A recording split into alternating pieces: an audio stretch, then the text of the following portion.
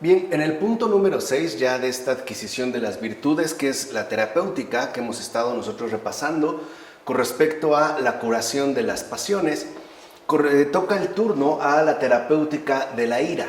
Y como iremos viendo a lo largo de esta exposición, esta terapéutica de la ira, está basada, la curación de esta pasión de la ira, por dos virtudes ciertamente semejantes, cercanas, aunque tienen sus diferencias particulares y específicas que son por demás importantes, y sería la mansedumbre y la paciencia. Entonces, al explorar esta terapéutica de la ira, en efecto iremos viendo la relevancia que posee tanto la mansedumbre como la paciencia para alcanzar la curación de esta pasión.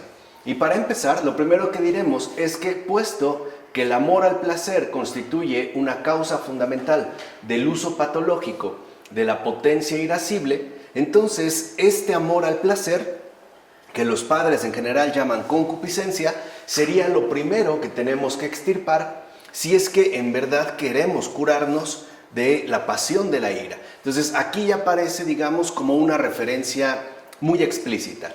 Lo primero que hay que extirpar para poder alcanzar la curación de esta pasión de ira es el amor al placer, lo que en efecto los padres, insisto, a grandes rasgos llaman concupiscencia. Eso sería lo primero que habría que extirpar para alcanzar la curación. Y como el amor al placer está en esencia ligado a los deseos sensuales, la terapéutica de la ira supone entonces mortificar la concupiscencia. Entonces aquí ya se puede ver cómo en un primer momento se trata de mortificar la concupiscencia hasta poder extirparla. Y como esta concupiscencia o amor al placer está, digamos, en esencia ligada a los deseos sensuales, serán este tipo de deseos en particular los que se tendrán que ver en efecto sometidos a la mortificación, como señala San Máximo el Confesor. Así acallamos los ladridos inconvenientes de la agresividad, que por medio de la concupiscencia buscan excitarla y persuadirla a que se deje vencer por los placeres familiares.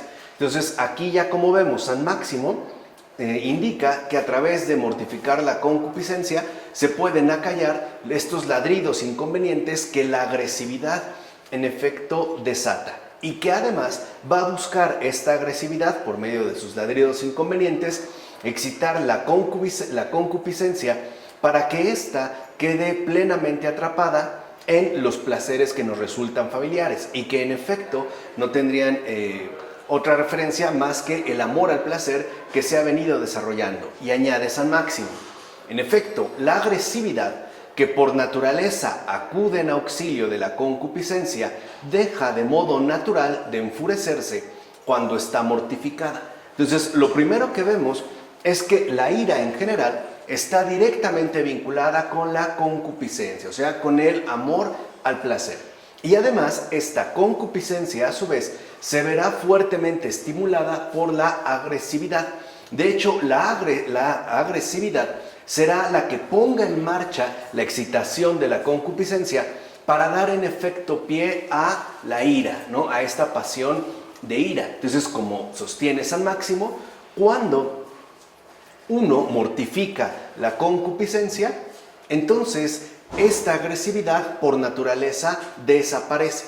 Entonces ya podemos mencionar que para que el ser humano se cure de la ira, es necesario que haya vencido las pasiones ligadas a la concupiscencia. Aquí se habría como una especie de requisito previo, cosa que, por ejemplo, como vimos, ¿no?, cuando hablamos de la asedia, no necesariamente hay una referencia explícita. Aquí sí. De hecho, se supone que en este camino que estamos describiendo de la adquisición de las virtudes, para alcanzar finalmente la mortificación de la concupiscencia, o sea, la terapéutica de la ira, ya se tendrían que haber vencido previamente, en primer lugar, la gastrimargía, la lujuria y la filargía, que de hecho van a ser causas frecuentes de esta pasión. Recuerden que la filargía es lo que también traducimos por avaricia.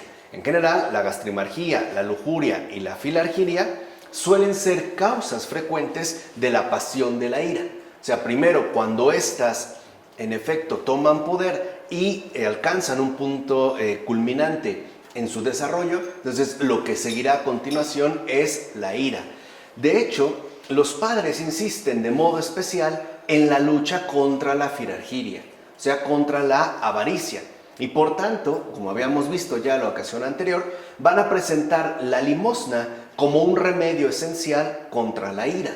Como dijera Evagrio Póntico, la limosna es el tratamiento de la ira. Dijimos, ¿no? Esta capacidad, esta disponibilidad para no negar la ayuda que en este caso es requerido. Entonces, sí van a considerar los padres que en efecto la limosna es un tratamiento muy eficaz contra la ira. Además de que la limosna aparece como una manifestación de la caridad, que de fondo es uno de los principales antídotos contra la ira. ¿Por qué? O sea, la limosna es una manera, pues, de poder fortalecer y acrecentar la caridad, porque la caridad es la fuente real que vence y doblega a la ira. Porque no debemos olvidar que la ira siempre ataca al prójimo y de hecho se va a manifestar como odio hacia él, mientras que la caridad en efecto se presenta como lo contrario, o sea, no como el ataque al prójimo, sino como cuidado del prójimo y por lo tanto no como odio hacia él, que es justo lo que va a fomentar la ira, sino como un resguardo o una protección de este prójimo. Así pues, la limosna ayudará mucho a que la caridad se vaya fortaleciendo y que en efecto se manifieste como un antídoto directo y eficaz contra la ira, afirma San Máximo. Las pasiones de la parte irascible del alma son más difíciles de combatir, porque son mucho más intensivas. De hecho, quizá cualquiera de nosotros ha experimentado la intensidad de un enojo, por ejemplo. O incluso cuando se llega a alcanzar la ira, lo primero que experimentamos es lo difícil que es poder contenerla, más cuando ya está encendida. Es muy difícil de combatir la ira.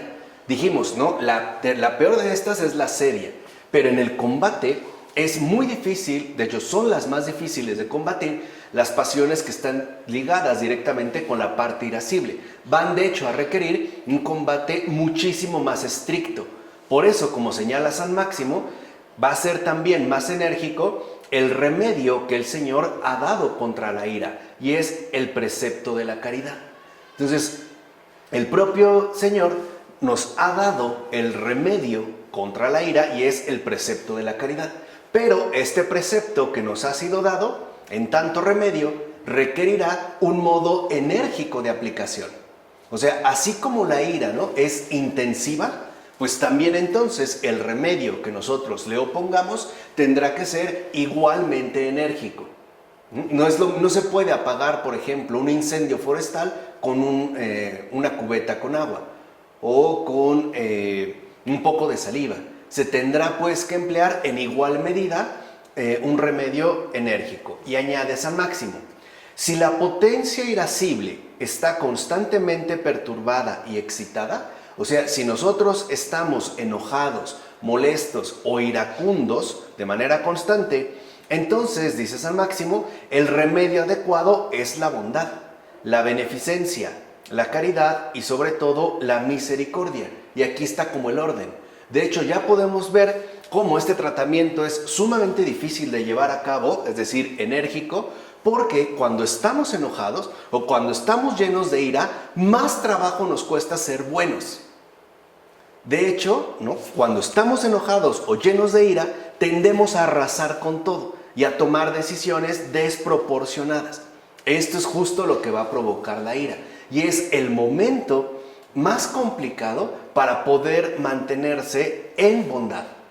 O sea, por lo menos para mantener un trato ecuánime. De hecho, la ira nos desproporciona y aparece como una ola impetuosa que va a arrasar con todo lo que encuentre a su paso. Al grado de que, si por ejemplo una persona me ha hecho enojar y en mí se despertó la pasión de la ira, puedo desquitarme o, digamos, descargar toda esta furia en una persona que no tenga algo que ver directamente con la molestia que en mí se produjo.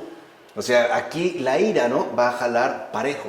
Entonces, aquí vemos por qué son las más difíciles de combatir. Porque cuando estamos ya iracundos, cuando ya estamos enfurecidos, o sea, cuando nuestra potencia irascible ya está perturbada y excitada, nos es muy difícil mantener la bondad, la beneficencia, la caridad y sobre todo la misericordia. Entonces, aquí vemos cómo la ira se va a enfocar frontalmente, ¿no?, en acabar con la caridad. De hecho, ese es el problema con la ira. O sea, podemos avanzar mucho en caridad, pero basta un episodio de ira para echarlo todo a perder. Por ejemplo, con una manifestación de agresividad inapropiada. Entonces, la ira, en pocas palabras, lo que hace es arrancarnos cualquier avance en la bondad. Porque en un acceso de ira, en un episodio de furia, podemos mandar al carajo todo lo bueno que hayamos hecho. Y entonces, de fondo, la ira se perfila de manera frontal, es decir, de manera directa, contra la caridad.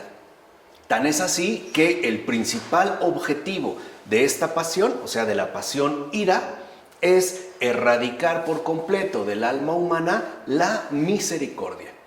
Por eso entendemos la gravedad que tiene la ira y el por qué va a ser difícil el combate. Insisto, cuando estamos enojados, nos es realmente muy difícil mantener la bondad. Incluso nuestro propio comportamiento. Por ejemplo, nuestro tono de voz cambia. Nuestros gestos, podemos manotear, podemos insultar o podemos definitivamente agredir o por lo menos hacer una cierta expresión de agresión muy hiriente con respecto hacia las demás personas. Por eso, como dice San Máximo, son las más difíciles de combatir. Ahora, por su parte, San Doroteo de Gaza enseña que allí donde hay compasión y caridad, la ira y el rencor no pueden prevalecer. Ese es justamente el desafío. Si está la ira, o sea, la ira expulsa la bondad, digamos, merma la caridad. Por el contrario, como enseña San Doroteo de Gaza, donde hay compasión y caridad, es decir, donde hay misericordia, la ira y el rencor no van a poder prevalecer, no van a poder encontrar cabida. Por eso es tan fundamental que si nosotros, sea por la razón que sea, ya estamos enojados, o sea, ya estamos perturbados por la pasión de ira, lo que debemos hacer en ese momento es no permitir que la ira nos quite la bondad que en efecto poseemos. O sea, no por estar enojados tenemos que comportarnos de manera equivocada. O sea, no tendríamos que comportarnos mal, por muy grande que sea mi enojo. Tenemos que conservar la bondad, porque recuerden, ese va a ser el objetivo de la ira. Eso es justo lo que va a querer destruir. De ahí que San Juan Clímaco afirme claramente la eficacia de este remedio. Dice San Juan Clímaco: el que ama verdaderamente a su prójimo ha desterrado la ira de su alma por completo. Entonces, el único remedio efectivo contra la ira es el amor verdadero al prójimo. Porque la ira no ama al prójimo, hace que se odie al prójimo. Hay personas que en un acceso de ira pueden llegar incluso a matar a otra persona por un enojo. O podemos llegar a destruir cosas importantes, no sé, a lo mejor la fotografía de alguien, o rompemos puertas, o qué sé yo, ofendemos, insultamos, etc. Todo esto es efecto de la ira, que como vimos, la ira lo que va a atacar de manera directa es el amor al prójimo. De tal manera que en lugar de mostrarnos bondadosos con él, incluso nos pongamos en una situación de malevolencia. O sea, ya no hay como un gesto de bondad, sino más bien un gesto destructivo. Y asimismo va a decir lo siguiente San Juan Clímaco: un banquete en donde la caridad convida a sus enemigos disipa la ira. Y aquí vemos como esta relación simétrica. La ira disipa la caridad y viceversa. Es la caridad la única que va a ser capaz de disipar la ira. Añade San Máximo: Cuando logres la caridad y la benevolencia hacia el prójimo, o sea que, aunque estés enojado, no lo maltrates, en el sentido amplio del término. O sea que no lo ofendas, no lo agredas, no lo humilles, no lo lastimes, no lo hieras, eliminarás de tu alma todo rastro de ira. ¿Qué significa? ¿No? Que entonces, cuando una persona verdaderamente ha enraizado en la bondad, aunque lleguen episodios de ira, la bondad no desaparece, sino que prevalece. Claro, no sin esfuerzo. No es algo que en efecto se dé en automático. No es algo que se consigue de manera espontánea, pero sí se logra, aun cuando sea pues, un combate complicado. Por eso aconseja esto de manera clara y precisa San Máximo el Confesor. Vence el odio con la caridad. De hecho, si en algún momento llegamos a experimentar algún sentimiento de ira hacia otra persona, lo primero que tenemos que hacer es vencer esta ira con la caridad hacia esta misma persona. No dejar que la ira eche a perder todo lo bueno que hayamos hecho. Ahora bien, como la ira procede del orgullo y de la xenodoxia, que es la vanidad, es posible curarla atacando de manera conjunta estas dos pasiones. Pues primero comenzamos por la dificultad real que posee la terapéutica de la ira. No dejar que la ira extinga la bondad. O sea, no permitir que sea la ira la que arranque la caridad de nuestro corazón y en lugar de caridad nos imponga semillas de odio, las cuales se van a ver reflejadas en el trato o en el modo con el cual nos dirigimos hacia el prójimo. Esta es la primera fase. Ya explicamos el por qué es tan difícil. Cuando estamos enojados con alguien, tratarlo bien cuesta muchísimo. De hecho, lo más inmediato que se nos puede ocurrir es maltratarlo. O, en pocas palabras, tratarlo mal. Entonces, aquí se trata de llevar a cabo este combate de manera adecuada. Pero, como también la ira procede del orgullo y la xenodoxia, sí es posible curarla atacando de manera conjunta estas dos pasiones. San Juan Crisóstomo, por ejemplo, va a insistir en la necesidad que tenemos de combatir el orgullo, por la simple y sencilla razón que el orgullo acrecentado es muy susceptible de ira. O sea, una persona orgullosa es muy fácil de que se enoje.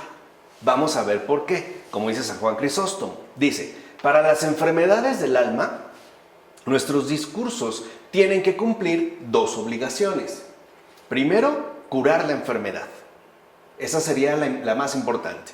Pero después, tras la curación, impedir las recaídas. O sea, no solo hay que curar el alma, sino también ayudarla para que las posibles recaídas no se presenten. Dice, actualmente buscamos un método para una terapéutica difícil, o sea, para la ira. Así pues, no se trata aún de alcanzar la plena salud. O sea, no es que nosotros podamos curarnos de la ira de una manera inmediata y en automático. No se trata de esto, ya nos lo advierte San Juan Crisóstomo. No se trata de alcanzar aún, o sea, todavía la plena salud. Ahora, ¿cómo cortar por lo sano este defecto deplorable? ¿Cómo calmar esta fiebre cruel de la ira? Y en efecto es lo que destila la ira, crueldad. Cuando una persona está ya inundada de ira, es cruel. Es cruel en su forma de hablar, en su forma de mirar, en la forma de expresarse, en las decisiones que toma, etcétera, etcétera, etcétera. Por eso San Juan Crisóstomo habla de esta fiebre cruel de la ira. Bueno, ¿cómo cortarla y cómo calmarla? Dice, para empezar, veamos de dónde procede y vamos a destruir la causa. Ese sería como el paso inicial. Destruir la causa. Recuerden, nosotros, en esta terapéutica, no estamos apelando a la disminución de los efectos. Estamos apelando a la eliminación de las causas. Esto es lo esencial. Por eso estamos hablando de curación. Por eso se trata de una verdadera terapéutica espiritual de las enfermedades. Dice él, pues de un exceso de arrogancia y de orgullo. Un exceso de arrogancia y de orgullo nos vuelve extremadamente iracundos. porque para alguien orgulloso que haya una mínima falla puede ser motivo suficiente para estallar en enojo. Lo mismo el arrogante. Una persona con exceso de arrogancia, o sea, una persona realmente arrogante, siempre encontrará 1001 pretextos para el enojo. Por eso, como nos advierte San Juan Crisóstomo, hay que suprimir esta causa y la enfermedad desaparecerá. Entonces veamos cómo hay como un frente doble. Por un lado, centrarnos en lo principal, no dejar que cuando nos invada la ira, la caridad desaparezca. Ahí está el meollo del asunto, ¿no? La verdadera dificultad del combate que hay que realizar. Pero también es posible hacer un combate simultáneo dirigido hacia esta doble causa. O sea, tanto a la xenodoxia como a la cuestión del orgullo. Entonces, si nosotros poseemos en el alma exceso de arrogancia y de orgullo, siempre tendremos pretextos e incluso motivos, por mínimos que sean, para vernos afectados y perjudicados seriamente por la ira. Entonces, en consecuencia, partiendo de aquí, ¿cómo se va a suprimir esta causa? O sea, ¿cómo uno puede realmente vencer este defecto deplorable, como le llama San Juan Crisóstomo? Pues con un antídoto que de hecho sería, digamos, el más fundamental contra la ira, y es la humildad. Entonces, lo que va a doblegar la ira, o el antídoto que va a erradicar la ira, es la humildad. Puesto que la ira es síntoma de un gran orgullo, o sea, vean, San Juan Clímaco, ¿no? Advierte pues que la ira es síntoma, o sea, es manifestación de un gran orgullo. Por eso, si nosotros reconocemos en conciencia que estamos perjudicados por la ira, lo primero que tenemos que hacer es combatir el orgullo. Y esto nos va a facilitar el combate adecuado cuando éste se presente. Es dirigirnos contra el orgullo, ¿no? Por eso San Juan Clímaco advertirá que la curación exige mucha humildad y por eso también es doblemente difícil. Porque no solo durante un ataque de ira tenemos que esforzarnos en mantener la bondad, sino además porque debemos también trabajar en humildad. De tal forma que entonces la terapéutica, es decir, la curación, es muy complicada. Como añade San Juan Clímaco, la humildad conduce a desterrar de nuestra alma todos los movimientos y todos los arrebatos de la ira. O sea, vean cómo literalmente, ¿no? Es la que la corta de tajo. Corta todos sus movimientos y todos sus arrebatos. Igual que las tinieblas se disipan en cuanto aparece la luz, así también el perfume de la humildad hace que se desvanezca cualquier rastro de amargura y de irascibilidad. Entonces, aquí, por ejemplo, nosotros podemos tomar un ejemplo de San Serafín de Sarov, un gran santo de la Iglesia Ortodoxa rusa. En una ocasión lo fue a visitar un príncipe muy pudiente, muy importante dentro de esta sociedad del siglo XIX, y le llevó de regalo 2 mermeladas muy finas. Entonces se las da, San Serafín las toma y las revuelve en un cuenco de madera y las junta. Entonces el príncipe se pone de pie y le dice que ¿por qué hace eso? Que ya lo echó a perder. O sea, el otro ya se estaba enojando. Y San Serafín de Sarov nada más volteó y le dijo: hijo, no todo tiene que ser tan perfecto. Vean esta respuesta. O sea, es una respuesta precisa y es contundente. Porque al decirle: hijo, no todo tiene que ser tan perfecto, lo que le está diciendo, en este caso San Serafín de Sarov, es: tienes que ser más humilde. Las cosas no se deben mantener según la arrogancia, sino que debes de trabajar en humildad, que es justo lo que le faltaba a este príncipe. A tal grado que incluso la mezcla de 2 mermeladas finas y diferentes había sido suficiente para que esta persona, este príncipe, se sintiera por lo menos molesto, porque el starets, ¿no? El batiushka, había echado a perder el regalo. De tal manera que entonces lo que vemos es que la curación en efecto va a exigir mucha humildad. Por ejemplo, si yo he solicitado algo, trabajo, y bueno, no quedó perfecto o no quedó tan especial como yo esperaba. Entonces, antes de reclamar, en humildad puedo reconocer que quizá esta persona pues hizo lo que pudo. Tal vez no hizo lo que yo esperaba, pero sí hizo lo que pudo. O sea, no dar pie a la irascibilidad. No dar pie a que cualquier cosita, entonces, en nosotros se convierta en una verdadera tempestad iracunda. Porque lo que eso reflejaría es que no tendríamos humildad suficiente para poder sofocarla. O sea, más bien lo que en este caso se reflejaría al momento de molestarnos sería un síntoma de que en efecto estamos saturados de orgullo. Ahí es donde aparecería este síntoma, ¿no? Escribe San Gregorio de Niza: la humildad es la madre de la mansedumbre del corazón. Entonces ya se le da aquí un estatuto muchísimo más profundo a la humildad. Dice, si cierras la puerta al orgullo, la ira no encuentra entrada, porque no hay motivo para molestarse. En humildad, ok, bueno, pues no es lo que esperaba, pero no pasa nada.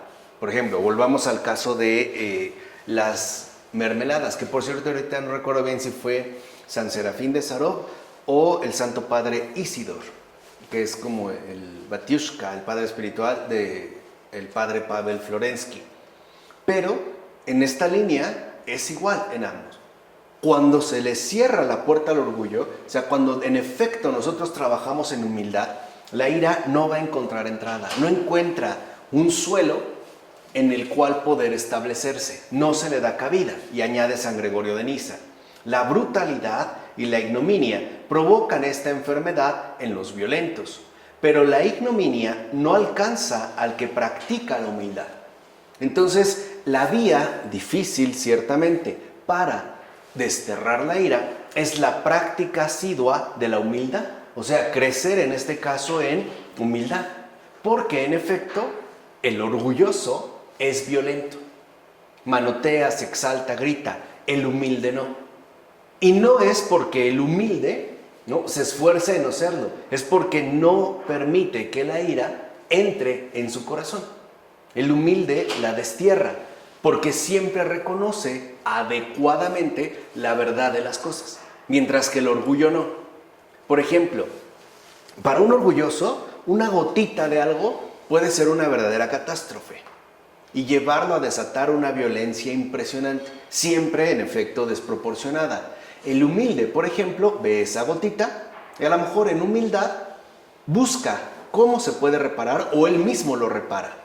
No eleva una tempestad iracunda. ¿Por qué? Porque la humildad no lo permite. De ahí pues que San Doroteo de Gaza cuente estas palabras de un anciano. O sea, estamos hablando de un apotegma. Dijo el anciano, la humildad no se irrita contra nadie. Ni siquiera contra uno mismo, como puede darse el caso.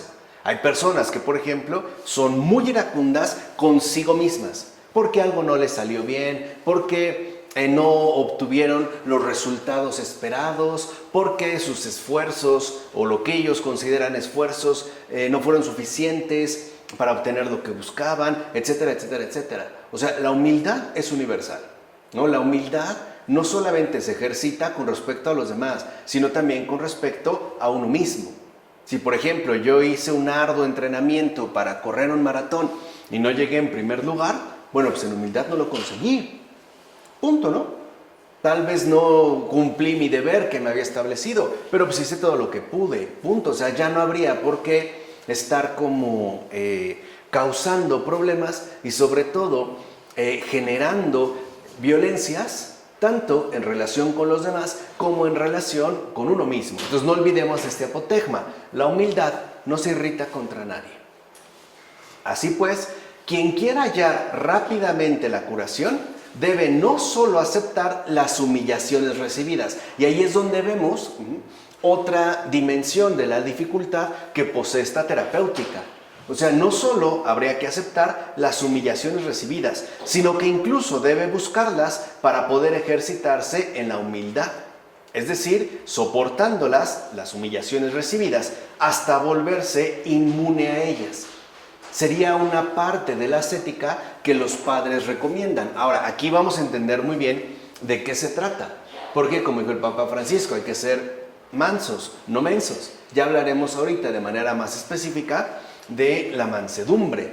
Entonces, aquí lo que vemos es que también uno, cuando recibe humillaciones, pues bueno, hay que recibirlas en humildad. Los padres, por ejemplo, también van a considerar que no solo hay que soportar estas humillaciones, sino que incluso habría que buscarlas. De lo que están hablando no es de que uno se vuelva como enfermizo con respecto al trato que recibe. No se trata de eso, sino que son estas humillaciones las únicas que en efecto pisotean el orgullo. Entonces, cuando los padres hablan de que incluso hay que buscar las humillaciones, están hablando de la necesidad de pisotear al orgullo, soportando estas humillaciones. Escribe San Juan Clímaco: la ausencia de ira es un deseo insaciable de humillaciones. La ausencia de ira es una derrota de la naturaleza injuriada. Entonces, cuando nosotros somos injuriados, o sea, cuando somos heridos o lastimados, sea de la manera que sea, nuestra reacción más habitual es el enojo. Por el contrario, cuando uno ha logrado aceptar las humillaciones recibidas, lo que uno está trabajando es la humildad.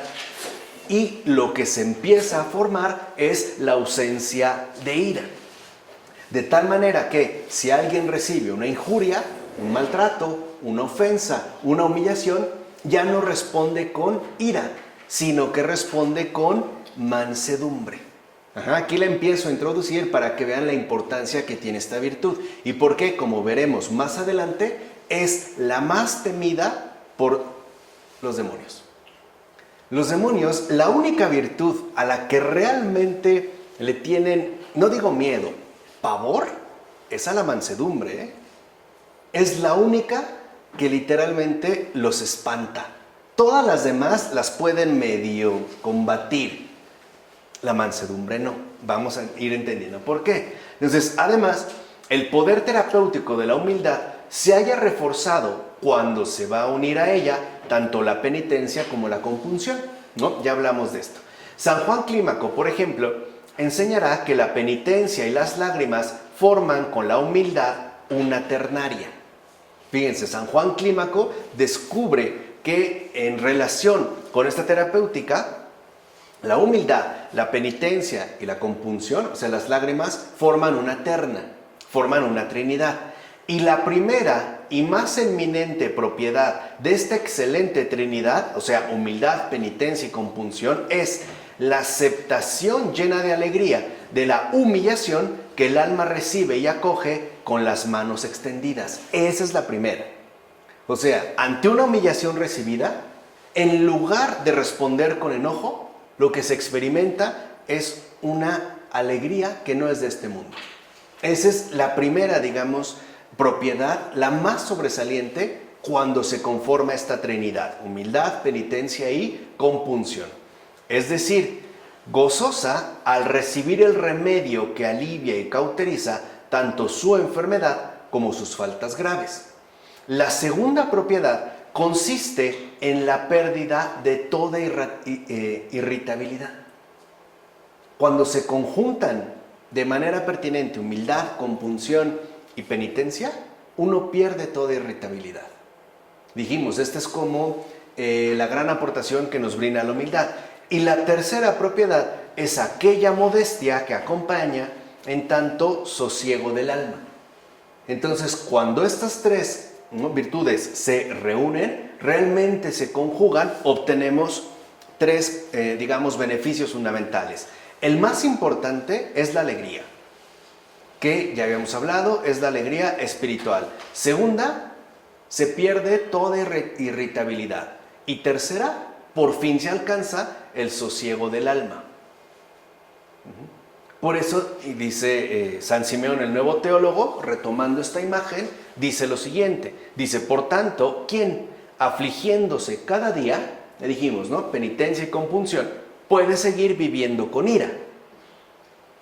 Lo mismo que el agua se derrama sobre el fuego de un hogar, así la aflicción y las lágrimas apagan la furia del alma hasta tal punto que el ser humano que se ha entregado largo tiempo a ellas puede ver cómo su alma irascible se transforma hasta llegar a conseguir una calma profunda e inmutable. San Juan Casiano, por su parte, señala igualmente que la compunción aparta cualquier agitación y perturbación de ira.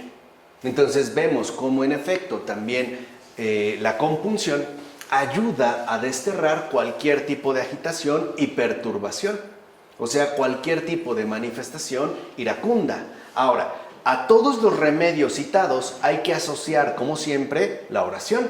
Dijimos, esta es como la columna vertebral. San Juan Casiano apunta que la ira, como todas las demás pasiones, se cura con la meditación del corazón. O sea, las pasiones realmente se curan con la oración. Y con todos los remedios que hemos ido dando de manera particular para cada una de las pasiones. Pero la base es la oración. Por su parte, San Nilo de Sora enseña que la oración es el germen de la ausencia de ira. O sea, es la base para la ausencia de ira, está dada en la oración. Y la salmodia, recuerden, ¿no? Los salmos fueron escritos y hechos para cantarse. La salmodia es la que mejor serena las almas perturbadas por la ira.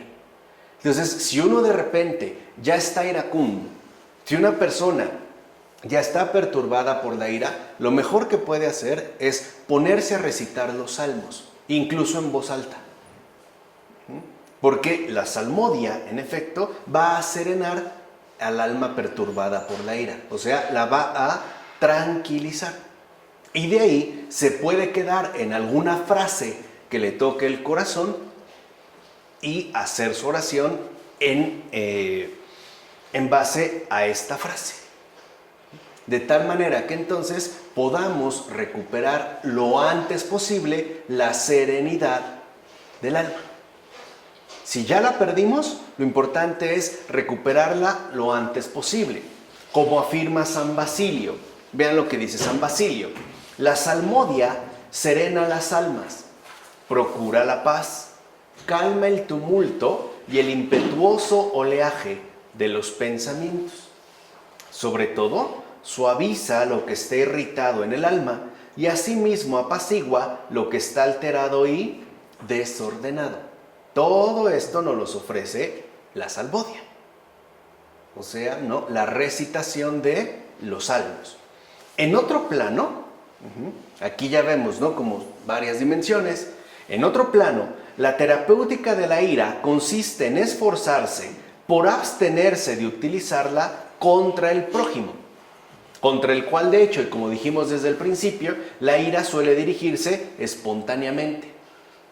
Cuando, por ejemplo, alguien está trabajando en su computadora y de repente perdió el trabajo por no haberlo guardado o porque hubo un apagón, ¿no? Este enojo no lo descarga solo con la computadora, sino con la primera persona que se ponga enfrente de él.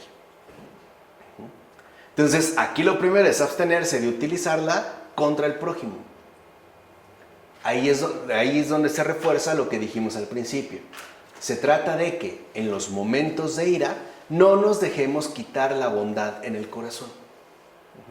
Que la ira no nos lleve a desterrar o echar fuera la caridad. Así lo va a aconsejar San Doroteo de Gaza. Fíjense, dice San Doroteo, ¿alguno está irado? O sea, ¿alguien está enojado? Pues que deje de irritarse contra los demás. Porque si lo ven, cuando estamos enojados, pareciera que ahora, ¿no? Toda la furia se dirige hacia las demás personas. Es más, alguien nos puede llamar por teléfono a lo mejor para saludarnos y le va a ir pero como en feria. Y más si estamos enojados. Eso es lo que no hay que hacer. Ahora, para lograr esto, lo más importante es que el ser humano sea muy consciente de que nada justifica jamás la ira contra el prójimo. Nada.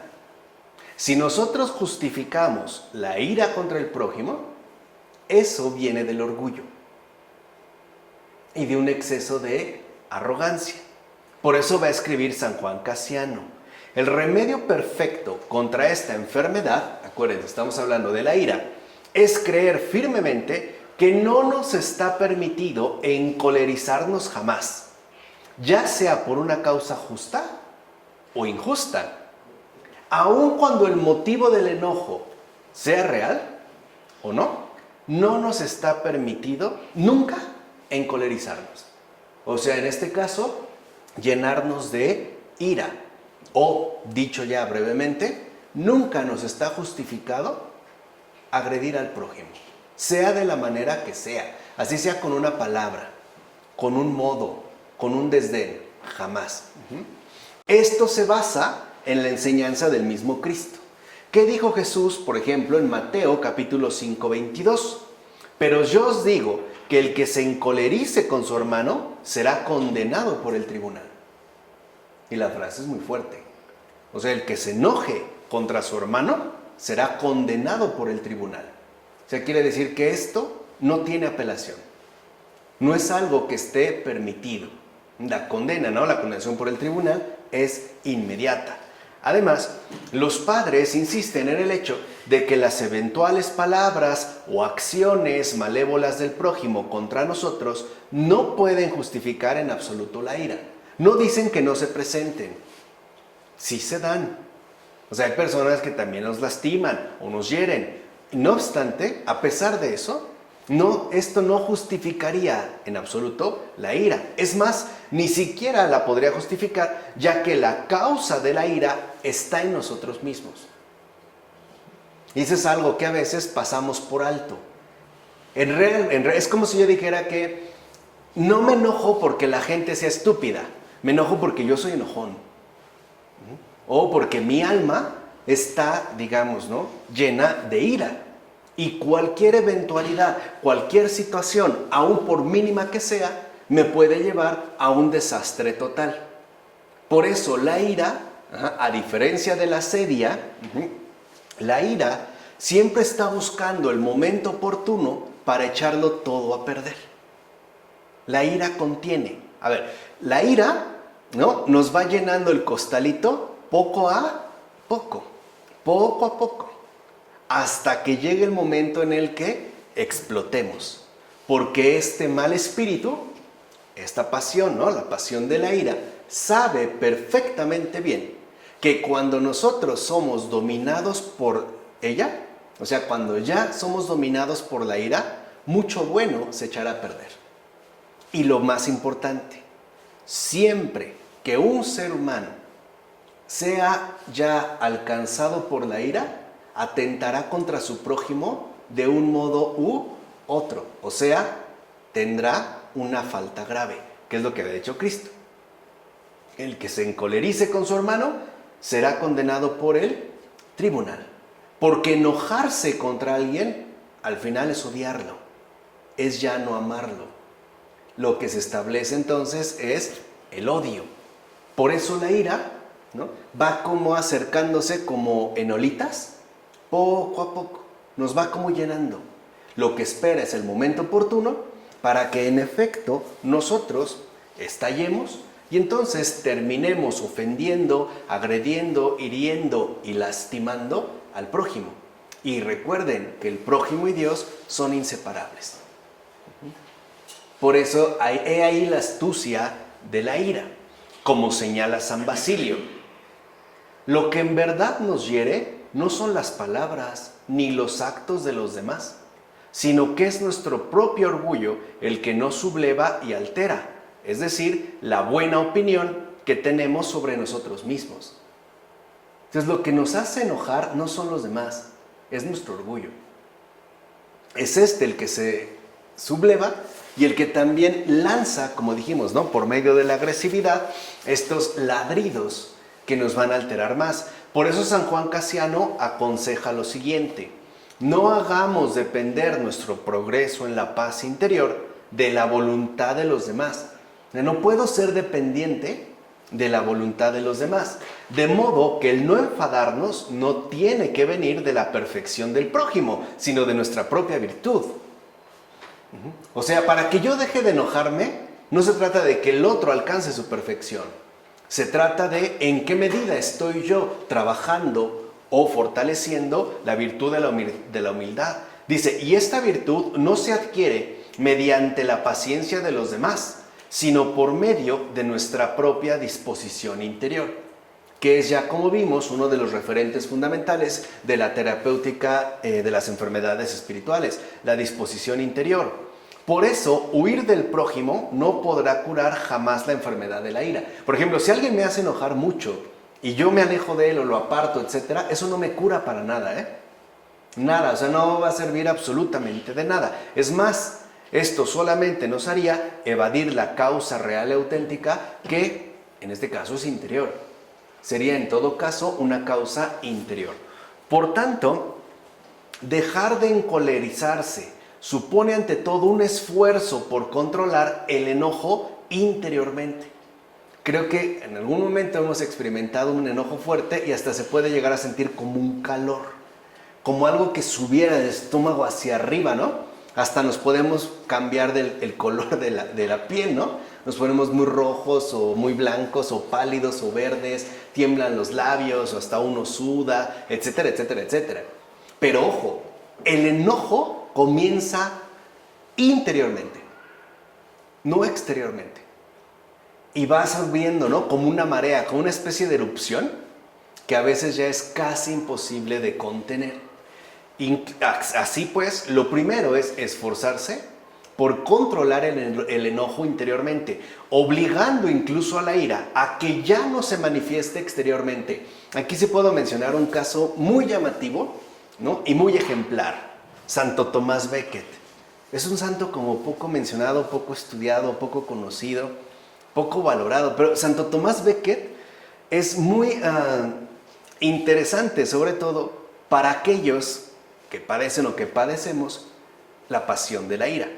Santo Tomás Becket, desde niño, era súper iracundo. O sea, Santo Tomás Becket, no, este salto en inglés, él no era de hablar, él era de golpear.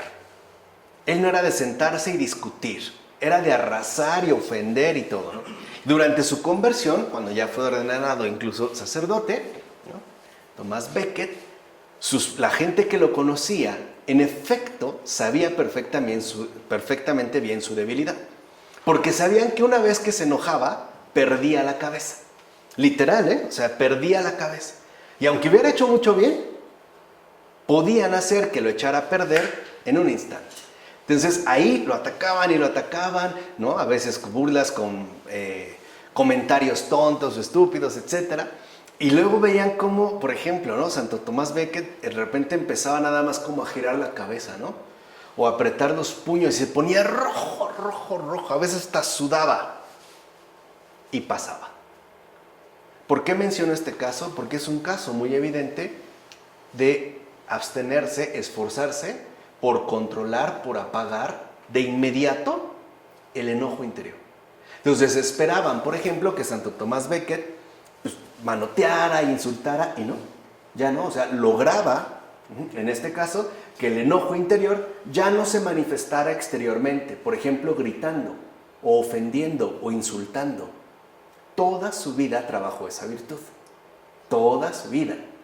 Y conforme la fue trabajando, de repente nada más sabía, ¿no? Cómo hacerlo enojar o quererlo hacer enojar, y nada más veían como que suspiraba profundamente y cerraba los ojos y ya. Ya no se ponía rojo, ya no temblaba, ya no apretaba los puños, pero toda su vida tuvo que trabajar esa virtud. Es decir, el Señor le dejó ese defecto para que creciera en humildad. En pocas palabras, le era necesario para ser Santo Tomás Becket. Vale la pena de verdad encomendarse a él, ¿no? Sobre todo antes de que nos lleguen los accesos de furia, no en el momento. Si en ese momento lo invocamos, se presenta, tal vez hasta cachetadones va a recibir de parte nuestra, ¿no? Esto es con ¿cómo dice? Con anticipación, ¿no? Un poco a poco. Ok, como aconseja San Basilio, en cuanto sintáis sus primeras embestidas, sí se sienten, hasta el estómago se endurece, ¿no? Como un calor. Sentimos que algo ahí está emergiendo. Dice, contened de inmediato la ira y sometedla a la razón. Aquí sí interviene la razón. O sea, acudir a la razón para que nos muestre que en efecto ese ataque de ira nos va a hacer comportarnos de manera irracional, incluso de manera inhumana. Ahí sí podemos y debemos apelar a la razón. Conviene, pues, dominar los actos y las palabras que la ira desprende por medio de guardar silencio, que es lo que más trabajo nos cuesta. De hecho, cuando estamos discutiendo y enojados y alguien nos dice, ya cállate, parece que hemos recibido el peor de los insultos posibles. Ahora es más, ahora ya no hablamos, ya gritamos, ya ofendemos. A mí no me callas, ¿no? Se desató la fiera. Y es lo peor que podemos hacer. Porque después estamos como perros con la cola entre las patas, debido a las ofensas que hemos provocado en ese momento. Pero ya pasó. Entonces debemos aprender a guardar silencio.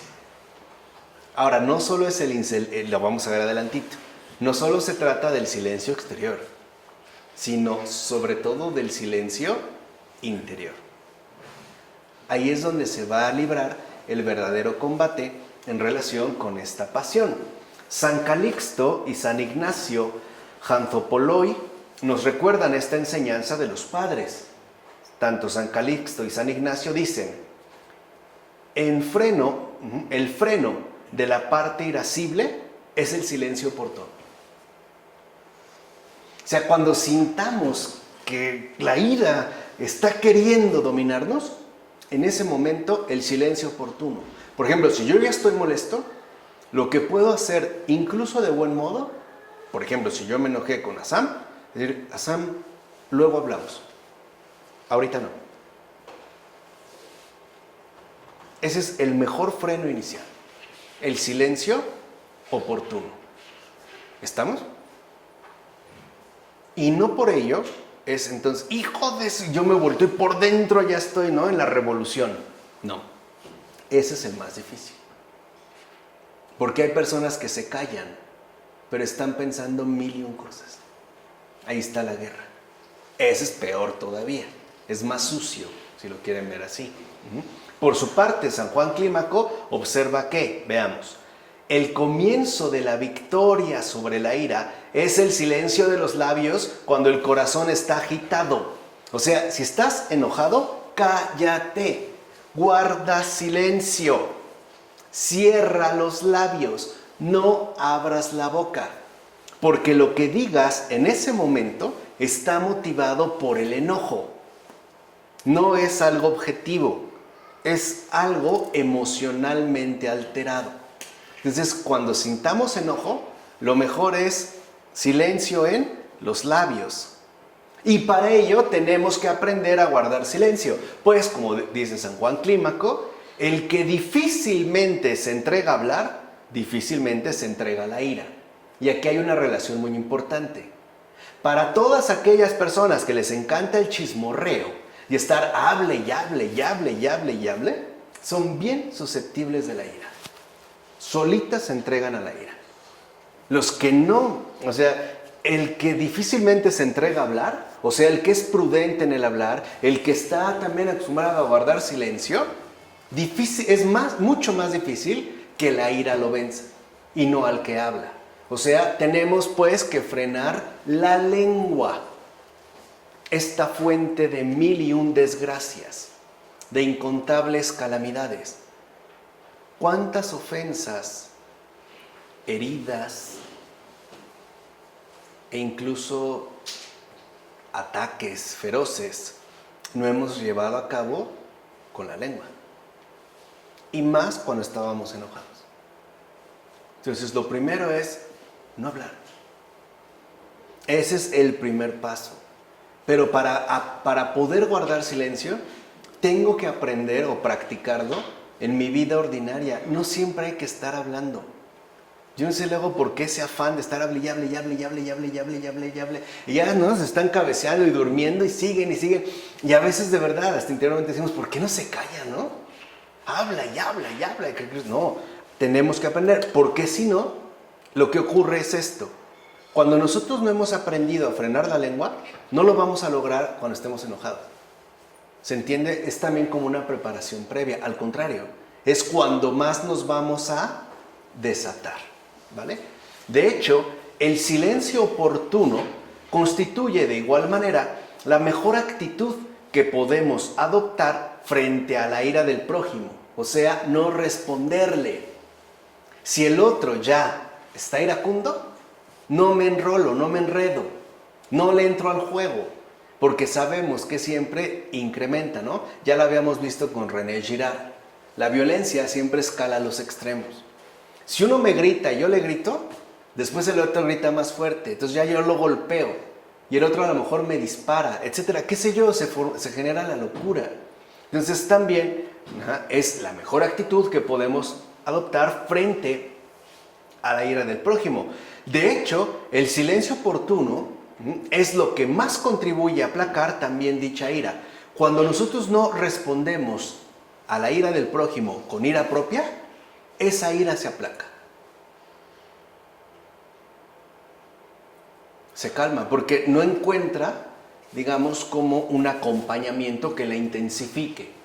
Se corta en seco, ¿no? Entiende que ya no hay quien le siga el juego y después se genere un caos.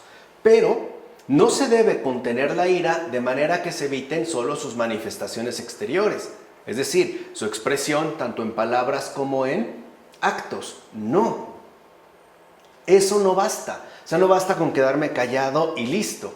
Tal esfuerzo de contención, evidentemente, debe efectuarse al nivel de los pensamientos. Y este es lo más difícil. Porque puede ser que si yo estoy enojado con Assam, no le diga nada. Pero estoy pensando mil y un cosas mal de Assam. O hablando mal de Assam, aun cuando no lo haga con mi boca. Lo estoy haciendo interiormente. Entonces, aquí es donde vemos también la importancia que tiene la vigilancia de los pensamientos. A veces, por ejemplo, ¿no? Algo ocurrió y aparece un pensamiento con ira. Por ejemplo, ¿y este estúpido por qué te ve así? ¿O este idiota quién es? No lo dije, pero ya lo estoy pensando. Recuerden que los pensamientos son el instrumento más sutil que los demonios pueden utilizar en contra nuestra. Ya lo habíamos hablado en su momento.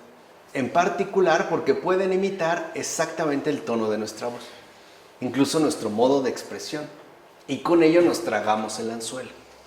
Entonces, lo primero es no dejar también que los pensamientos se abalancen sobre nosotros, sino pararlos en seco. Por ejemplo, a lo mejor en pensamiento yo pensé, otra vez viene con lo mismo.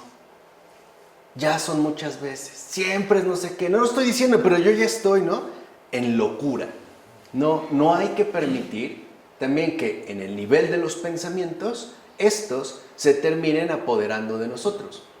Porque mientras más control tomen de uno, mucho más difícil será el poder contenerlos. Es como si una persona quiere abrir una puerta uno a uno, pues a lo mejor puede, pero si llegan 100, lo tiran, ¿eh? No solo tiran la puerta, se lo llevan. Lo mismo pasa con los pensamientos. Entonces, no dejar que estos crezcan. Esto a veces es muy común, por ejemplo, no sé, hay una discusión, nos vamos y empiezo a pensar, siempre es lo mismo, ya estoy harto, ya estoy cansado, ya no sé qué. Entonces, cuando me doy cuenta, yo ya estoy literalmente intoxicado. Porque hay algo muy peculiar de la ira. La ira incluso intoxica, incluso corporalmente. Ya es un hecho y está incluso comprobado que un enojo, un coraje, puede llevarnos días para neutralizar las sustancias biliares que hemos liberado en el cuerpo. Las únicas que ayudan a neutralizarlos son la vesícula y el hígado. Cuando no, por ejemplo, personas que tenemos problemas biliares y nos enojamos, podemos terminar en cama, como una especie de intoxicación interna con náusea o con vómito, porque la bilis, que de hecho sabemos es amarga, no hay quienes llegan a vomitar bilis, es muy difícil de poder neutralizar y expulsar. Entonces, hay personas que se enojan fuerte, incluso se sienten débiles, o hasta viene diarrea, o se puede ver no sé, en una alteración nerviosa profunda, o prurito, o sea, comezón en el cuerpo, o manchas, sí es muy tóxica. Entonces, cuando nosotros no vamos trabajando en la humildad, conteniendo los pensamientos, cuando nos llegue un ataque de ira, pues literalmente no va a causar una verdadera catástrofe en nosotros. Y el poder curarse, ¿no? O por lo menos desintoxicarse, será bastante más difícil. Dicho de otra manera, al silencio de las palabras, o sea, exteriormente, también hay que unir el silencio de los pensamientos. No quedarse, ¿no?, en ese discurso mudo que exteriormente no se oye, pero que interiormente se está ejecutando. Debemos pues aplicar lo que dice la Escritura, por ejemplo, en el libro de Levítico, capítulo 19, versículo 17. ¿Qué nos dice la Escritura? No odies a tu hermano en tu corazón. No lo odies, ya que del corazón proceden todos los designios perversos. Recuerden, la ira quiere arraigar en lo interior porque el resultado siempre va a ser exterior. Y al final, ¿no?, en esta expresión exterior, el que se va a convertir en el objetivo primario de nuestro enojo será el prójimo. O hay personas que a lo mejor tuvieron un día muy complicado, llegaron a su casa, alguien dejó el coche estacionado mal en la puerta y le rompo los vidrios.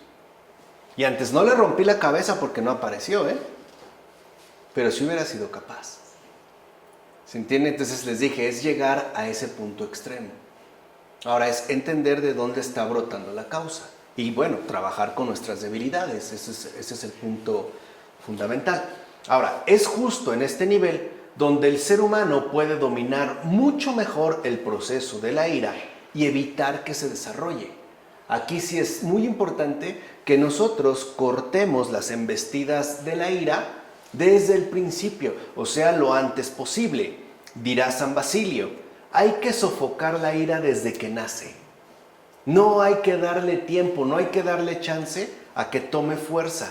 Hay que cortarla, hay que sofocarla, ¿no? Hay que destruirla desde que nace. Es decir, no permitir ninguna manifestación de la ira a nivel de los pensamientos. A veces decimos, no, pero ahorita que llegue a casa me las va a pagar. Ahora que lo ve, ya tenemos la guerra, No, hay que sofocarla desde que nace. Como enseña San Juan Casiano, la ira no puede curarse más que mediante una vigilancia seria y prolongada.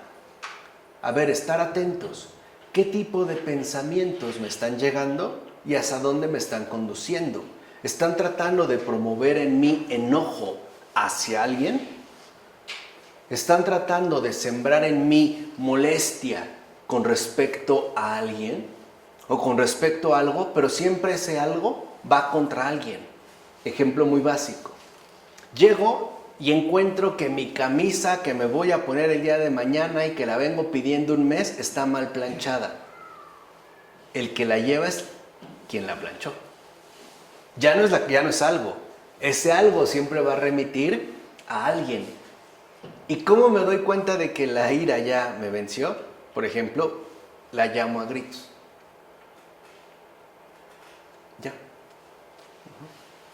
Así es tan importante que sofoquemos la ira desde que nace, especialmente al nivel de los pensamientos. Si yo noto, percibo, me doy cuenta de que un pensamiento está alterando mi corazón, le está metiendo molestia, cortarlo. No darle, en este caso, cabida. No hacerle segunda, ¿no? No ponerse ahí a platicar con esos pensamientos. Así pues, es esencial controlar los pensamientos mismos. Y no solo porque se hallan en el origen de todas las manifestaciones de la ira, sino también porque esta pasión puede llevar una existencia exclusivamente interior. Entonces vean, hay personas llenas de ira y enojo, no en lo exterior, pero sí en lo interior. Por ejemplo, bajo la forma del rencor y de un resentimiento jamás sofocado. Hay personas que llevan, por así decirlo, una especie de ira enterrada. No exterior, pero sí interior. Y bajo ciertas circunstancias u ocasiones se pone de manifiesto. una reunión familiar. Todo iba muy bien. Y de repente empiezan a reclamar cosas de hace 20, 30, 40, 50 años. Ese es un resentimiento jamás sofocado. Ese es, ¿no?, la existencia interior de la ira. También puede darse de esta manera. O hay personas que dicen, ¿qué? ¿Ya no te acuerdas? ¿Ya se te olvidó? Y de verdad uno no se acuerda en el momento. Te reclaman cosas que uno dice, pero oye, ¿y eso qué? ¿Cómo que qué? Ahí vemos también el resentimiento. Entonces, como enseña San Juan Casiano, no basta con suprimir la ira de nuestros actos. Tenemos más bien que arrancarla por completo del fondo de nuestra alma. En efecto, la palabra evangélica nos manda arrancar las raíces de los vicios más que sus frutos. O sea, no se trata de reprimir la ira, se trata de arrancarla. Porque hay personas que reprimen muy bien la ira, pero viven resentidos toda su vida. Esto sí. O con un rencor que no se acaba. Y les digo, basta un detallito, ¿no? Y sobre todo si hay de por medio unos brindis, ¿no?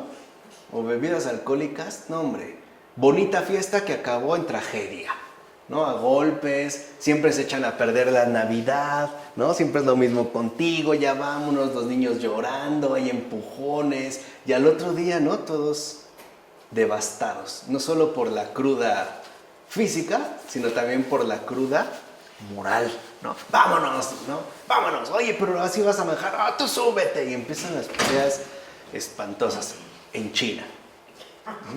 No es algo de México, porque en China se han de dar esos casos. Al fin ya sabemos que toda la culpa la tienen los chinos, ¿no? De ahí viene todo.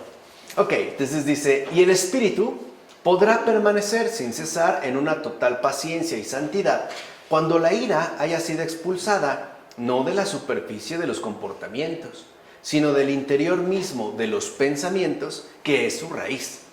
O sea, aquí lo importante es arrancar la ira de raíz. Entonces, el dominio de los pensamientos aparece, por tanto, como la principal vía terapéutica cuando la ira toma la forma interiorizada del odio, del rencor y del resentimiento. Por ejemplo, puede ser que un pensamiento estimule en mí el odio hacia una persona, o el rencor, o el resentimiento. ¿Te acuerdas cuando esto? Sí, pero a ver, ¿por qué no también me acuerdo de un bien que me ha hecho? No solo me ha hecho algo malo, también tiene que haber un bien. ¿Se entiende? O sea, este es el dominio de los pensamientos. No dejar, pues, que literalmente me posean, sino cortarlos. Ahora, en la medida en que los pensamientos están ligados a ofensas sufridas, porque es cierto, lo primero que hay que adoptar es, como dijera San Máximo el Confesor, el olvido de las injurias, es decir, el perdón. Y eso es justamente lo que el iracundo no quiere conceder. Porque en efecto sabe que si se otorga el perdón, el olvido de las injurias, ya no hay motivo para su enojo. Ya no hay, digamos, ninguna razón que alimentara, ¿no?, su molestia. Entonces, el perdón, de hecho, es uno de los remedios fundamentales para inmovilizar la ira. Y por tanto, aquello que le impide tanto ponerse en marcha como intensificarse. Las propias escrituras lo afirman cuando dicen: los caminos de aquellos que conservan el recuerdo de un perjuicio llevan a la muerte, como lo dice Proverbios.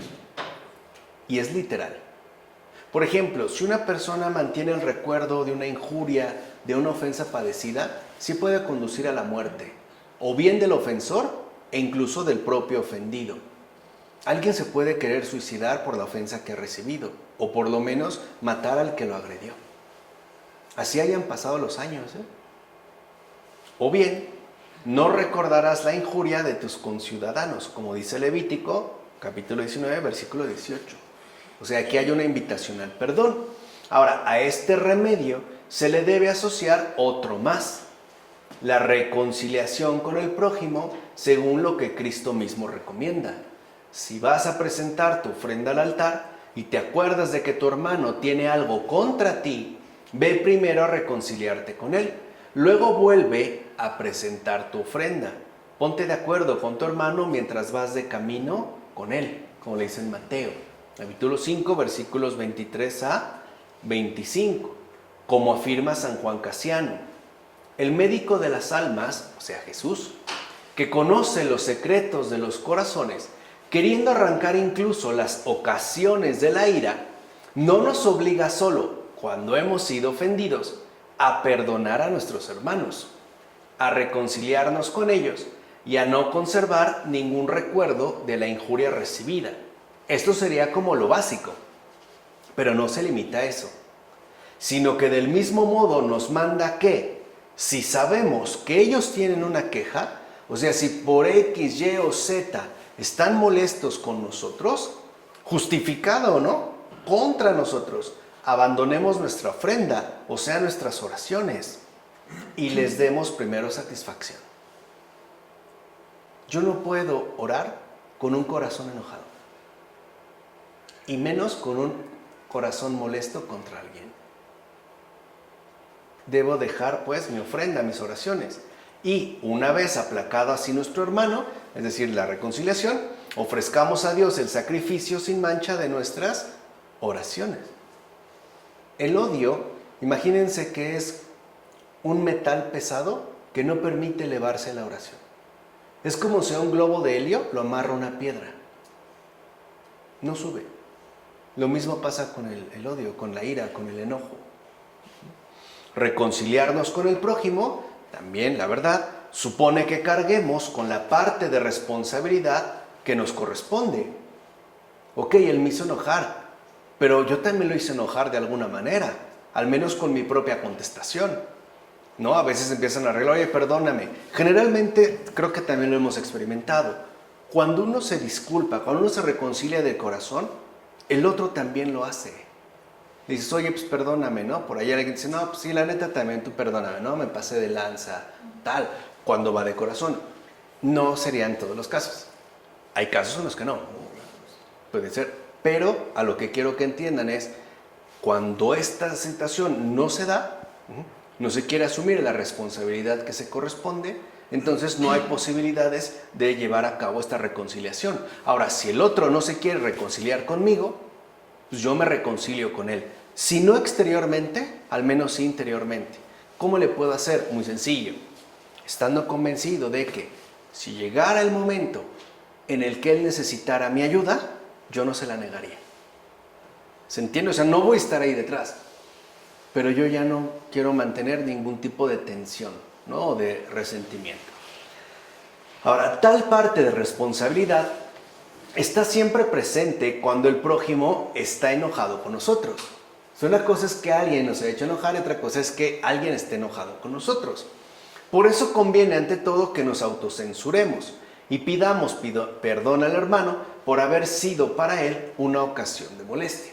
O sea, también hay algo de parte nuestra que ha provocado, ¿no?, este enojo. Pero al ser humano no le basta con renunciar a toda forma de ira para con el prójimo, ya que tiene que sustituir la pasión por la virtud que le es contraria. O sea, hasta aquí hemos visto una parte. ¿Estamos de acuerdo? Hasta aquí hemos visto una parte, que es el destierro de la pasión. Pero acuérdense que esto no basta, sino que hay que llevar a cabo la sustitución de esta pasión por la virtud que le es contraria. Y aquí es entonces donde aparece la mansedumbre y la paciencia. ¿Se lo quieren aventar de una vez?